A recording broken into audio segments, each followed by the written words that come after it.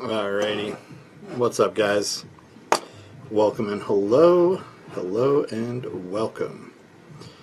So, let's see.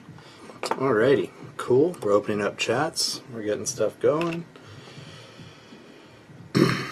So tonight we're going to be tying some steelhead flies. I know you guys probably kind of saw that, and probably figured that one out by now. But so we're tying two different variations of steelhead flies, one of which is going to be kind of a low water pattern, and the other one's kind of just more of a freestyle, large steelhead styled intruder. But they both have their applications and purposes, and we'll kind of talk about what those are and how to play with those. But we'll go from here. I'm going to grab one. Let's see, where did the bag of eyes go? I had a bag of eyes over here. There we go. So we're just kind of still trying to get everything together. Had some kid activity this afternoon. Had to hang out with the kiddos this evening. So let's see. I'm going to grab my eyes really quick since I left them right here.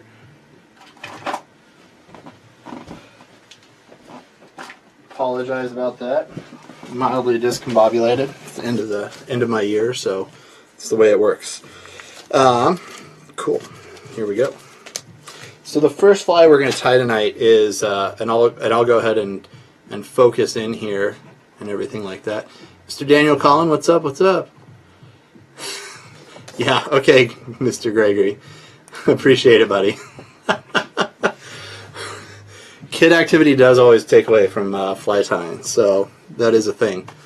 Absolutely, 100%.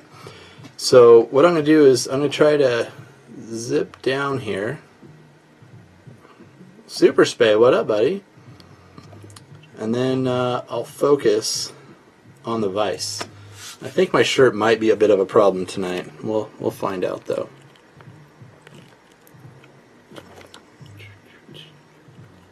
Let's see here.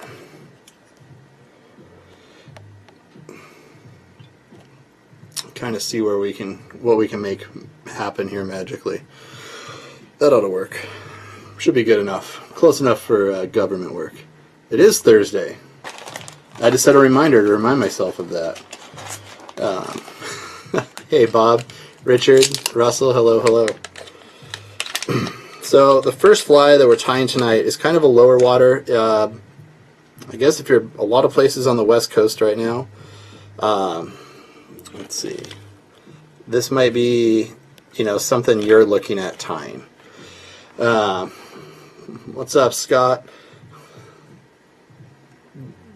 DBG, what's up, man? So totally going to have some frustration here with this shirt. I'm going to switch it around. We're going to do a 180. I always forget, and nobody makes a shirt that has printing on the back anymore. It's just something I've noticed. It is a thing. So there we go. Sorry it's a little fuzzy, guys. So first up, in the vise, we're going to have a Daiichi, and this is a 2059. It's a steelhead iron. It's an Alec Jackson spay fly hook. And we're going to work with that initially. Find a bobbin here. Yeah, no such luck, man. I usually have to flip all my shirts around, like I said, a little bit out of sorts this afternoon. So I'm a little behind the old 8-ball there. So we're going to start out, I use Vivus 50D. You could use, any thread that you like for this, that if it's brown. Brown, blacks, stuff like that. Works for me. I'm not super particular about this. I will try. What's up, Mr. J.H. Camacho? How's it going, brother? So I like to put a tag on these. And now, like I said, this is actually one of my friend's patterns. So This is a hollow tinsel. This is an orange. He traditionally uses like a UV style tinsel on here. And I just kind of dig this hollow orange color. It seems to play well with this fly. So this is called an Anderson's Euphoria. It was developed by Rick Anderson at Fly Fishing Specialties. So if you're looking for a place to find all of the materials, I'd probably really guarantee that Rick will sell all of the materials to tie his fly at his shop. Just a thought. But it's pretty standard list of materials, so you should be able to get them pretty much anywhere. So I start and I take wraps, and we're going to create what we call a tag. So this is the tag end of our fly. How's the smoke where we're at? You know, it's not too bad. It just kind of settled in today. If any of you don't know, there's a huge wildland fire affecting the towns to the south of us, like Chico, Paradise, Magalia, pretty much everywhere down there. It's the worst fire in history. And we don't have any smoke from it right now, which is kind of a blessing. But if you guys need to look at that, it's a lot of good stuff that people are doing down there for everybody who's been affected. Let's see here. There we go. So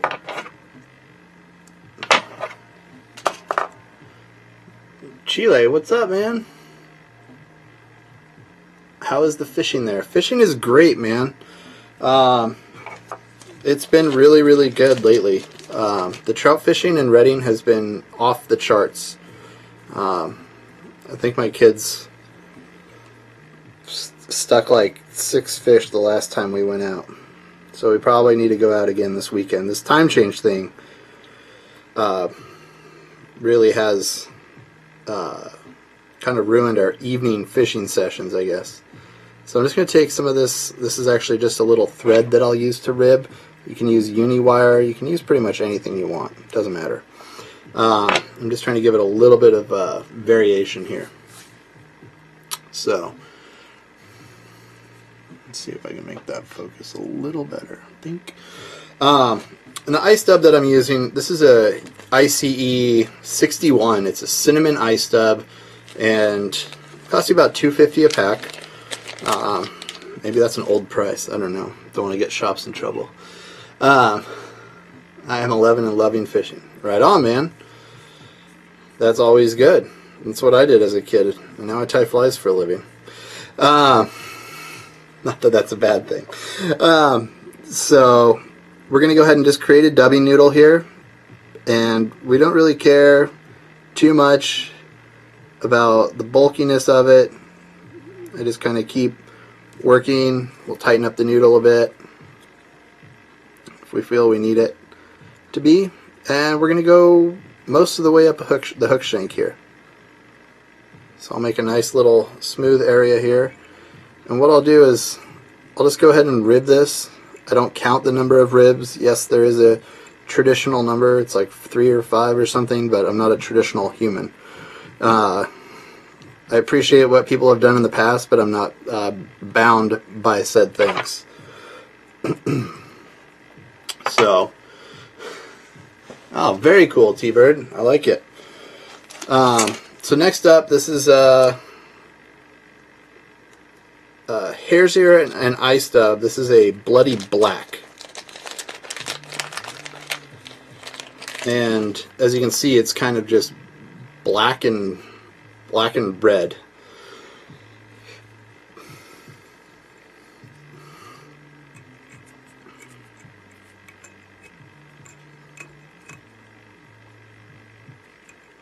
So all I'll do here is I want this to be kind of like a brush.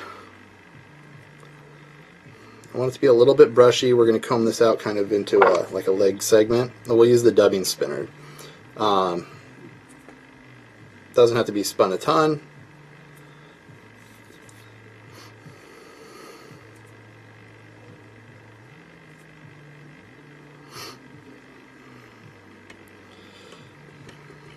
And then we can simply palmer this in there.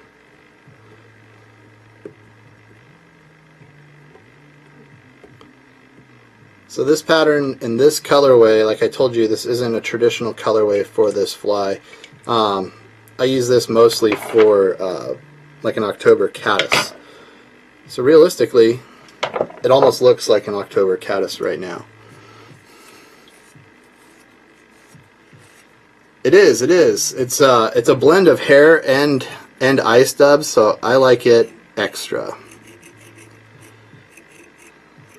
So I like to pick this out a bit, and I like that to have kind of a little bit more of a suggestiveness to the dubbing. So it looks kind of beat up, and that's kind of how these pupas look. I mean, we're still in full-blown October caddis mode up here in Northern California. So I'm just creating a nice thread base right now in which to palmer hackles onto. And the first one that I'm going to pick up is it's going to be like a pheasant rump, and I kind of just cherry pick through these guys because not every pheasant's rump's, you know, created equal. So I might have like 10 brown pheasant rumps at a time, just to find the right feathers for certain flies, and that's typically just based on size and stuff.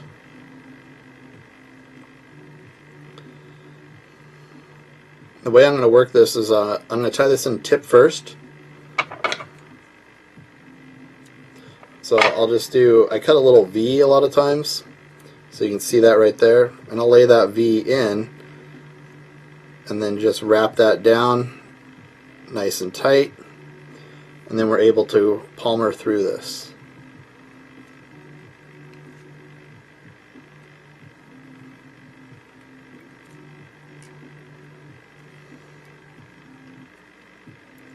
And I just kind of look at it till I have the wraps right where I want it, and quantity, everything like that.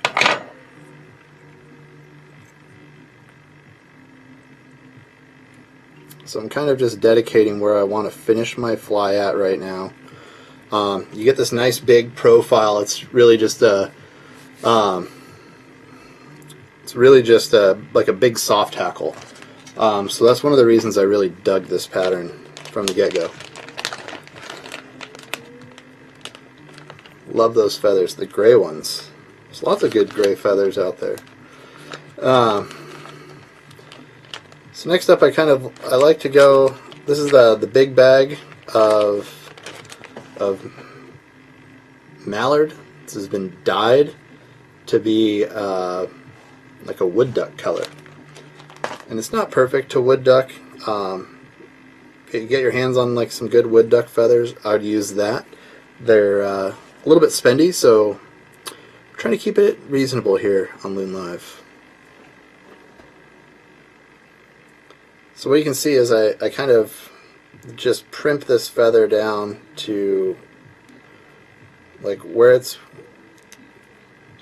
kind of just the stuff that I want. I'll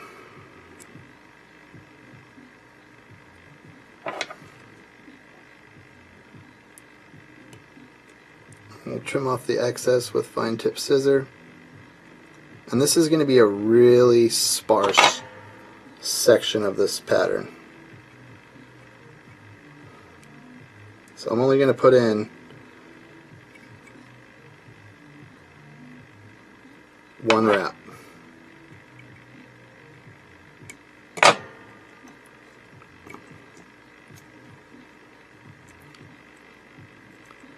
I'm going to go ahead and just wrap back over.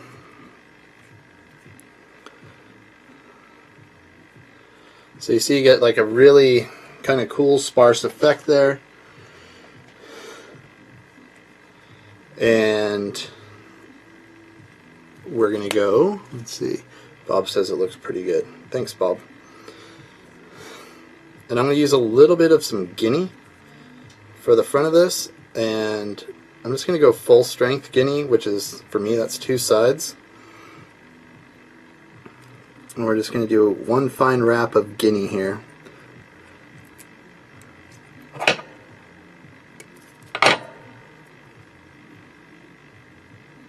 Whoop. cut it too tight, she'll pop out of there. There we go.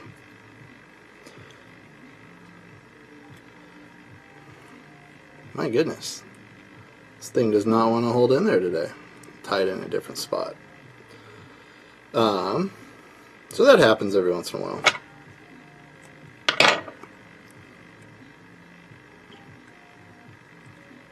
There we go. This fly is commercially available, but just not in this color, by the way.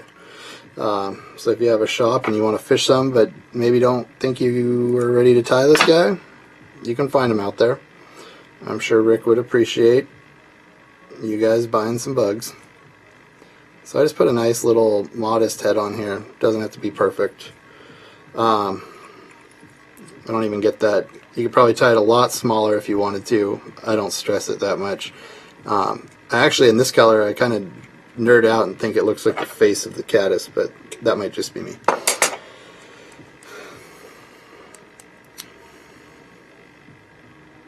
I use it for everything. It's the only bobbin that I pretty much tie with. So I did design it for bigger hands, but as long as you have good thread control, the bobbin will work for anything.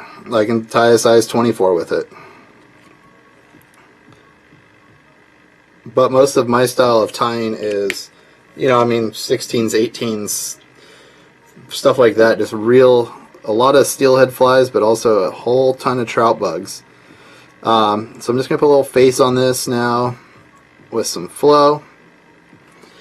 And I'm going to go ahead and gently rotate and hit it with the infinity light. Salud! Hello. Yeah, Dave, I do hate it when that happens. It happens, though. Kind of such is just life. And you guys can throw like big antennas in there. Pretty much anything that you want, but I got all this weird stuff over here. But for the most part, you know, I'll tie these in like a black version, you know, purple, yellows, a yellow like a golden stone in this variation works really well. Like I said, all black, purple, oranges, stuff like that, like even more orange than this, using like orange guinea and orange dyed mallard and orange dyed pheasant to really kind of have a nice low water effect. Thanks, Mr. Kennedy. So that's that little low water guy. And next up, we're just going to tie a variation of this beastie. It's a little big on there, so we got to figure that all out. Let's see. Go ahead and create magic here. If I ever break my jaws doing this, I'm going to feel really bad. But I just put a little upturn eye.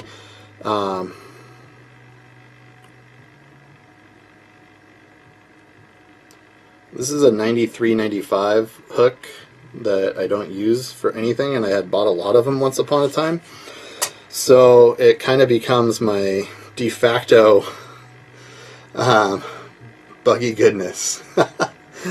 This is like my de facto new shank for tying shanks, and I should have tied with my new shank. I got a new shank jaw. That was a pretty cool treat.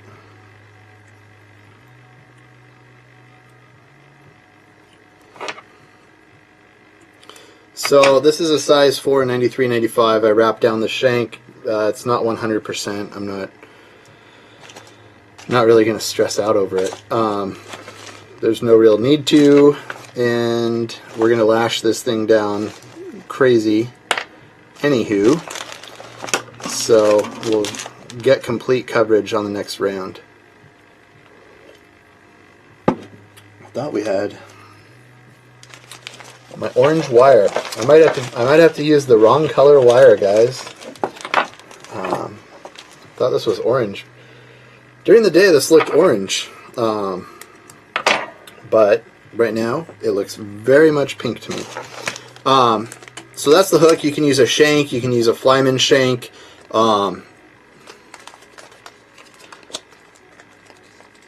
Shank it up. Nice, Drew. Nice. Yeah, no, the shanks. I dig shanks. I just don't have any right now. Been traveling too much. I haven't been to a fly shop in ever. If you guys have been following what I've been doing, you know that's a joke. I just did a 7,000 mile fight, or 12,000 mile 7-state road trip, basically.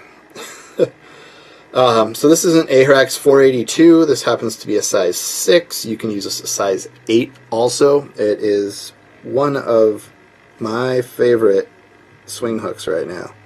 It's stout, doesn't bend out, and when it does, it's way above anything that you're going to be able to apply via a fly rod. So what I use the Revolution a lot for is just kind of doing thread wraps a lot of times. So once we get there, tighten her back down, and I'll just bring it back down the other side. So where I make my return is technically where I'm going to start, like my dubbing bump in the front-ish. So I'll start my dubbing bump right here, so it has some good ramp, and then I will run it all the way pretty much to the back of the shank again.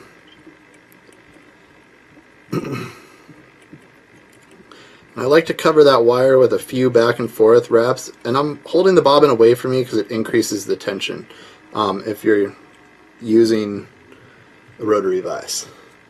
Hey, 239 flies.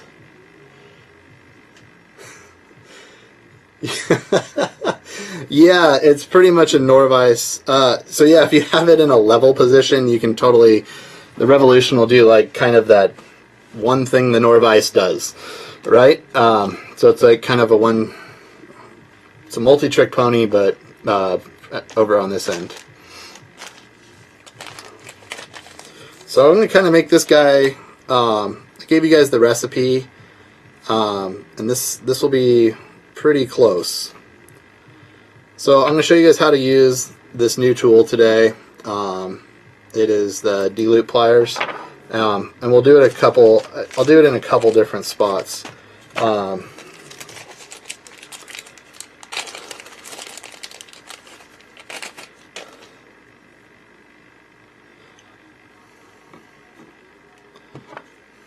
So realistically, the trick behind this guy is that it's just going to pick up a good amount of dubbing really quick.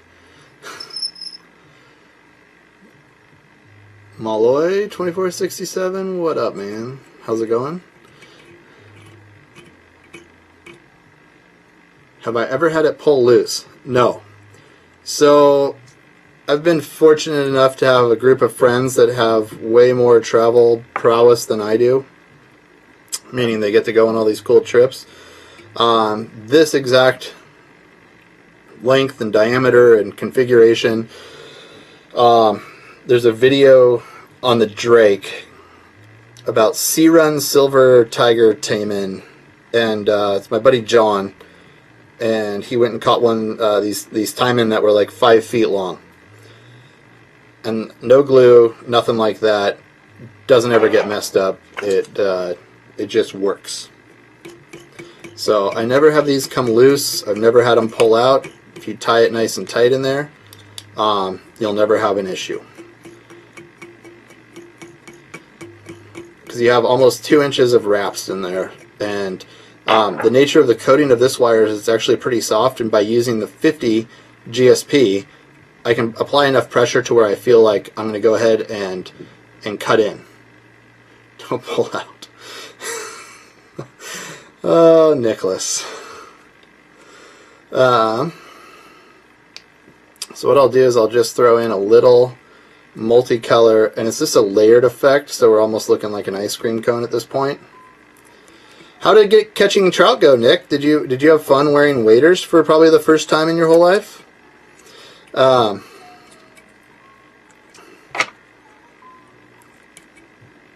I saw you on the Instagram. It looked like you even caught one by yourself, so kudos to you, buddy. Nick's a saltwater fisherman, for those of you who don't know him. So I'm giving him a good ribbing.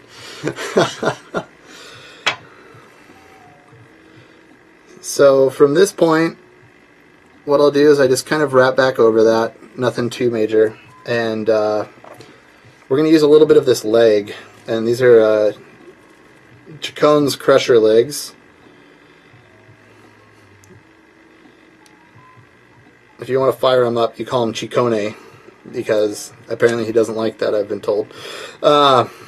So these are kind of cool. They're just a clear rubber leg with like a fluorescent, like a UV reactive styled ink or paint, whatever it is they use there. And I'm just going to take 4 of them,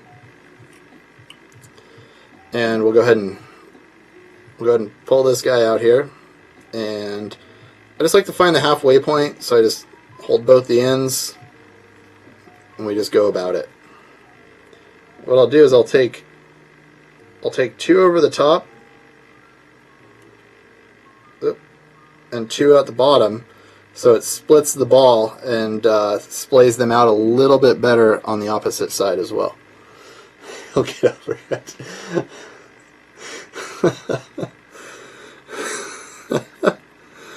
Oh boy.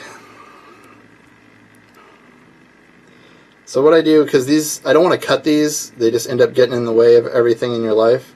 So all I do is I tuck them underneath the back hook like that, and they'll kind of hold back there, out of the way, and not cause trouble. This is a pearl mini flat braid, peachy pearl.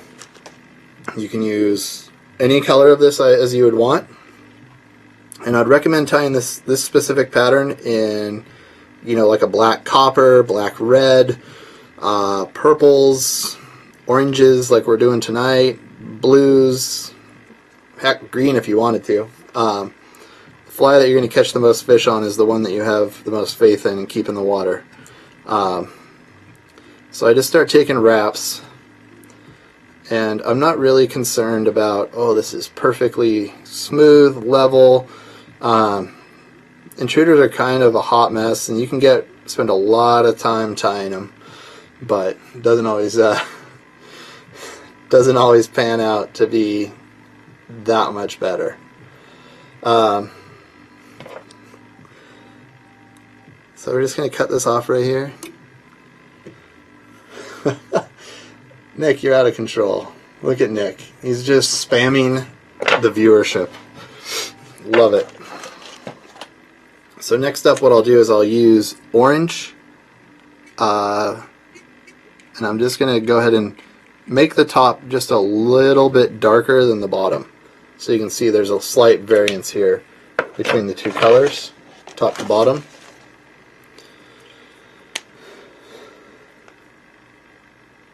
Then we'll take some black, and I'm going to just put some marks in here.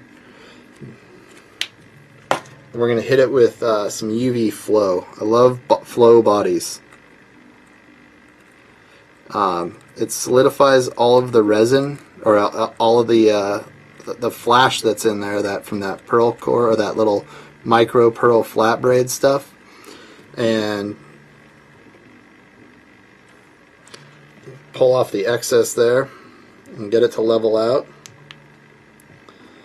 That marker that we use does have like a fluorescing effect to it, so it will glow, which is kind of cool.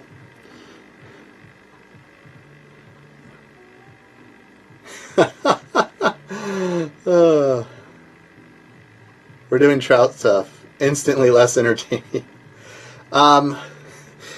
Nick's in witness protection. He had sleeves on. I just use Copic markers. So this one is the fluorescent orange, and I found that it glows quite well. I don't know. There we go. We'll make you so you can see it. So it is, because it is fluorescent, it does have fluorescent nature in there. All right. So this is this is going to be a rig, and I apologize because I don't have the you know, we're not here on American Idol and doing all this really fancy computer stuff. So what I'll do here is I want to explain to you what I'm using this tool for, and how I'm using it. So I've built possibly the most ghetto stand that was ever created.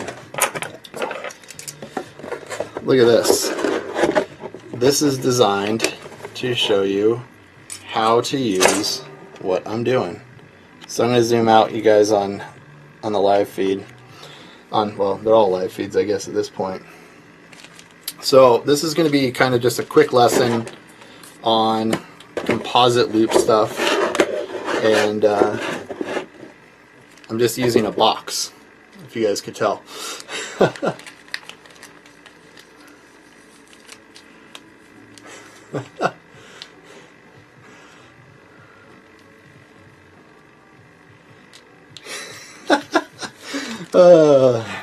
Winkler, what's up? So I'm going to take some of our ice dub in that shrimp color, and we're just going to lay this down here.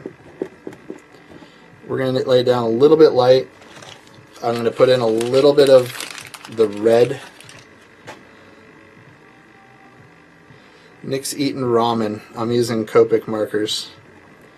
Sorry, buddy. Sorry, pal. I'm going to take just a little key portion here of, this is some fin raccoon. And the raccoons in Finland are obviously far superior to the American variation because they have really cool hair. The next thing I use is just a little comb, and I just comb through it and get some of the under fur out. This is a wide bristle comb.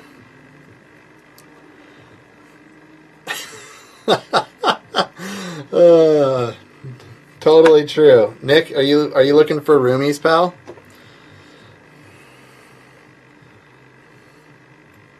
Time's tough over at 239 land. So what I do is I kind of spread this out to a nice even section here, and I'll go ahead and mash this in to that ice dub. And a little bit goes a long way, so we only really need one rep. Do I ever use keel style hooks for steelhead? No, I just use a lot of weight, typically. Great question, though. I've tried doing interesting keel technologies, and it does work. I'm not ready to give it like my seal of 100% approval yet, so I'm not there.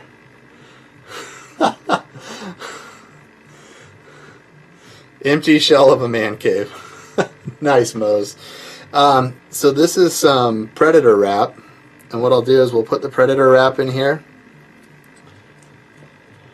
And if I didn't throw everything all over the place, which is normal for me, I'm going to take some of these here fancy new voodoo fibers. So it was kind of cool. I got these the day that they sent the email saying that these were like a reality in the world. And I had a few buddies that were going steelheading in BC, and they absolutely smashed fish on these fibers. I don't want them full length, so I'm gonna tone them down a bit.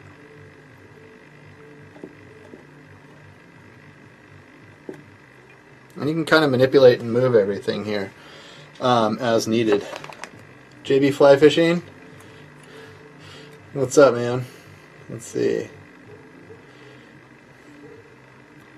BC all day, yeah. So this is the D-loop tweezer, and it's kind of like a old school bead tweezer, except for it'll pick up hooks.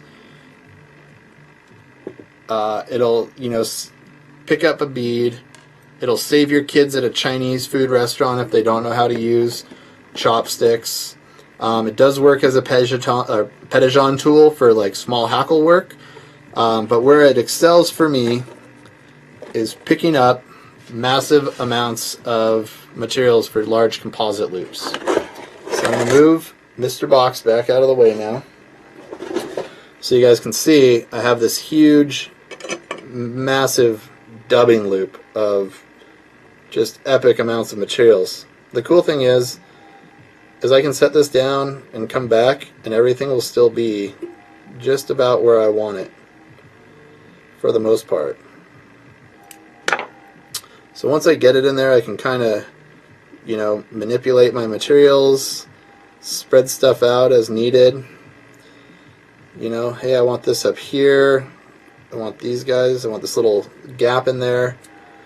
And so this is going to get rid of like traditional collar stuff. So stuff I don't want, before I forget, is I want to thin this out up here. I don't want all the butt ends of that fin raccoon because it's just going to be bulky. Everything down here kind of plays in the way I want it. So we'll go ahead and just give this a few spins and you can see it starts to work up.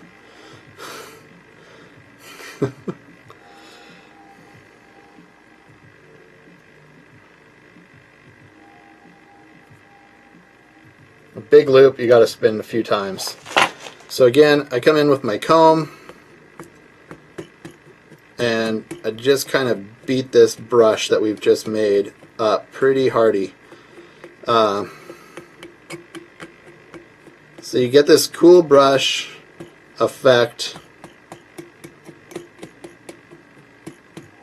and you're going to get all your materials in there. I'm just doing them in stages. You can stack them on top of each other if you want.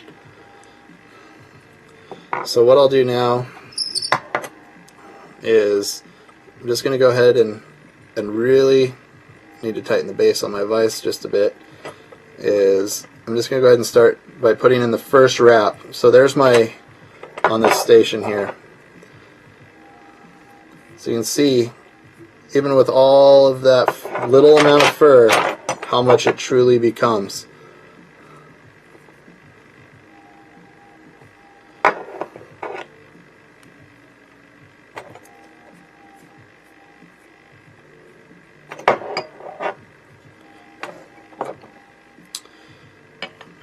One thing I did forget. Oh, we'll get in there. I don't use wax. I do not wax my thread. It's all about hand tension. Before I get too far into this, what I'll do here is I forgot to put on my eyes.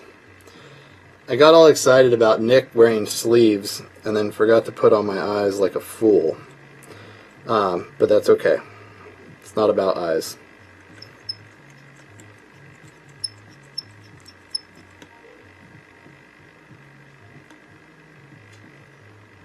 Put you right there.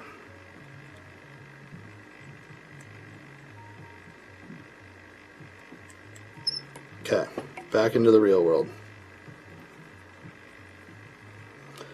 So I crank this down. Whoop.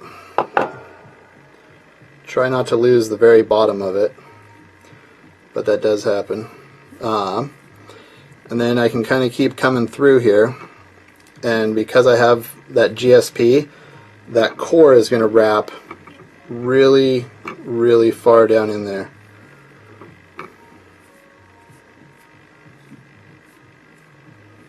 I got really excited with this brush. I went really way too big and crazy.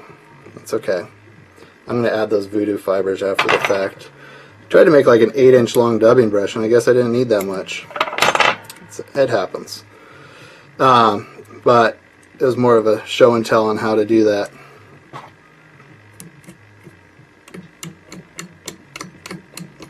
So there's no delicacy here.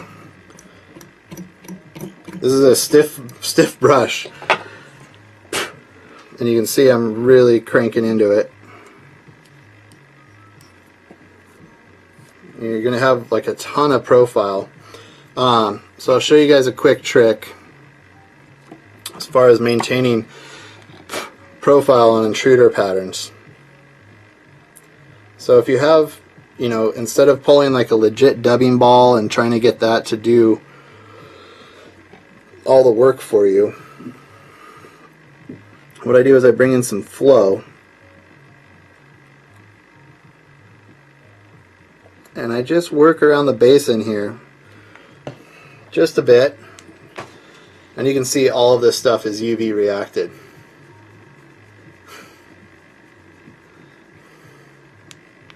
So once I've cured that, now what we have is this huge bump that we can just work with. And I'll just throw these guys back in. Forgot, I was measuring up the fly without the eyes, and would have worked without eyes. So don't forget your eyes, because you're talking to a ton of people on a live stream. It's not wise.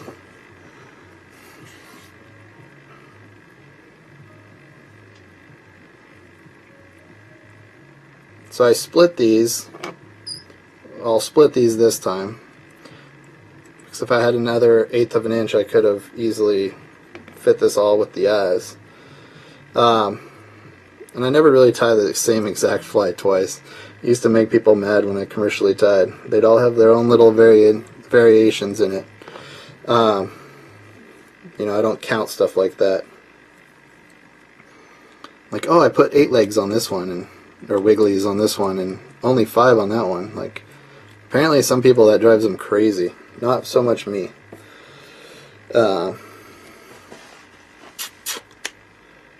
Orange guinea. There we go. So this is like kind of coastally, shrimpy beast.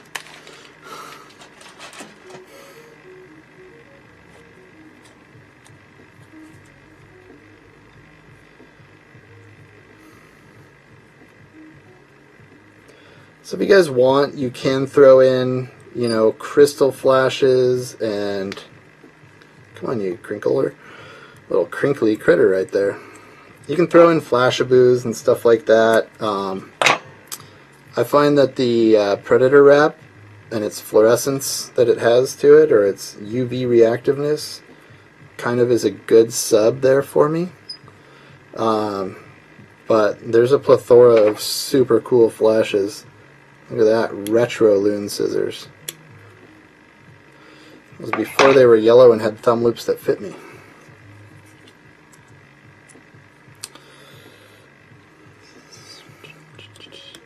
So now I'll just come in and do some final whip finish work here. And I just like to half hitch a lot of times on steel, like big stuff like this, because tend to get everything cut and caught, not cut.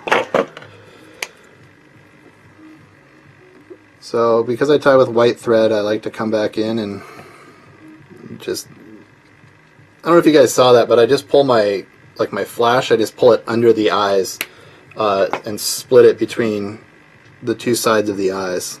So I'm going to take some flow, again, light.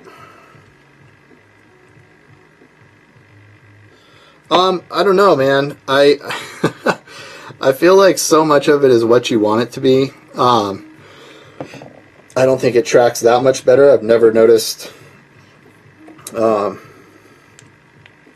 any major tracking differences.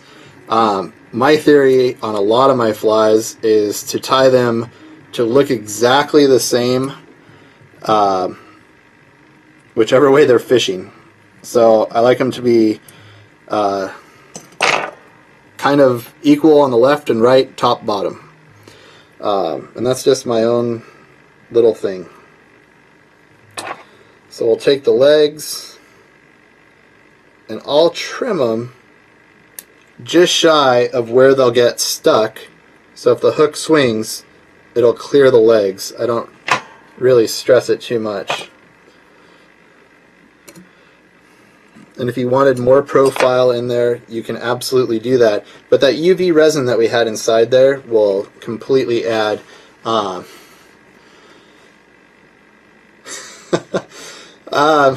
exactly. So that UV resin will kind of keep it, you can see it, it wants to fold. So under full pressure, you're still going to maintain, that's about all solid in there. So you'll still maintain really good profile. It's light. Nothing's going to catch really in the back hook. A couple pointers too is I don't run a really long back hook because I feel like if the fish came here and ate and all of a sudden you had a really long back hook as you're pulling this through, maybe it goes into the side of their face or their eyes, and you're kind of like beading them at that point and kind of not the game. So I keep my flies pretty compact. I also feel like it helps with the eat. Like if they come up and eat it, there's a good chance if they nip it in the back, just where these little legs are right here, like you can see, that you'll get a pretty solid eat. Zoom in a little bit for you guys on the live stream side of things too. Sorry, my bad. So last but not least, what I do is I just kind of go back and forth deep in the bowels of the Regal. So yeah, that's just a really cool little light steelhead fly, and the only material that is really on this thing that's going to catch water and hold water is that fin raccoon, or Arctic fox, whatever one you really want to use. So it's cool. This bug went to I think where did it go? It went to Kamchatka and British Columbia already in a few different colors, and caught some good fish. So yeah, that's about all I got for you. If you guys have any questions about, here, we'll zoom everybody out. No, ouch. I didn't even wear a hat today. This is strange days. So if you guys have any questions about the D-loop plier or the comb, kind of new stuff, I wanted to show what I do with them and why.